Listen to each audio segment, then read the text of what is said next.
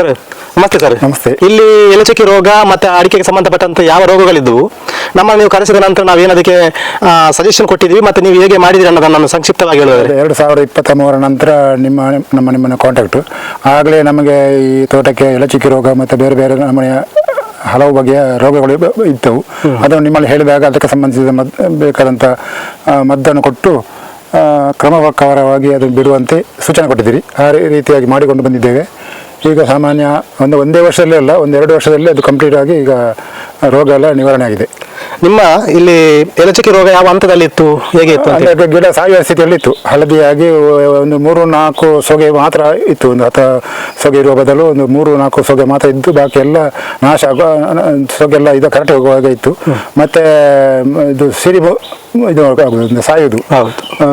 ಹಾಗೆ ಕೆಲವು ಮರಗಳು ಕೂಡ ಸಾಯುವ ಸ್ಥಿತಿಯಲ್ಲಿ ಕೆಲವು ಸತ್ತಿದೆ ಮಾತ್ರ, ಸತ್ತು ಕೂಡ ಇತ್ತು. ಮತ್ತು ಅದನ್ನು ಮದ್ದು ಬಿಟ್ಟ ನಂತರ ಅದು ಚೇತರಿಕೆ ಆಗಿದೆ. ಈಗ ಎಲೆಚುಕ್ಕಿ ರೋಗಕ್ಕೆ ಮದ್ದನ್ನು ಸಿಂಪಡಣೆ ಮಾಡೋ ಬದಲು ಆ ಸೊದೆಗಳನ್ನೆಲ್ಲ ರಿಮೂವ್ ಮಾಡಿದ್ರೆ ಹೇಗೆ ಹಾಗೇನೆ ಬಿಟ್ಟರೆ? ಹೌದು, ಕೆಲವು ಕಿತ್ತು ಹೊಸ ಇದು ಮದ್ದು ಬಿಟ್ಟು ಮತ್ತೆ ಹೊಸ ಚಿಗುರೆಲ್ಲ ಬಂದಿದೆ.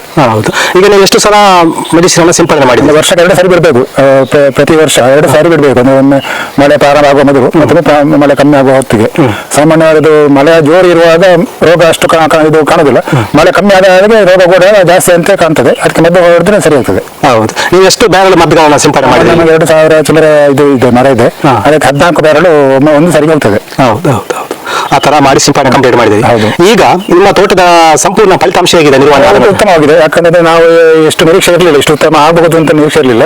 ಯಾಕಂದ್ರೆ ತೋಟ ಎಲ್ಲ ನಾಶ ಆಗೋ ನೋಡಿದ್ರೆ ನಮ್ಗೆ ಈ ಸ್ಥಿತಿಗೆ ಬರಬಹುದು ಅಂತೆಲ್ಲ ಇದಿಲ್ಲ. ಆದ್ರೆ ಮದ್ದು ಹೇಳಿದ ಪ್ರಕಾರ ಮಾಡಿದ್ದರಿಂದ ಈ ಪರಿಸ್ಥಿತಿಗೆ ಬಂದು ಒಳ್ಳೆ ಸ್ಥಿತಿಯಲ್ಲಿದೆ.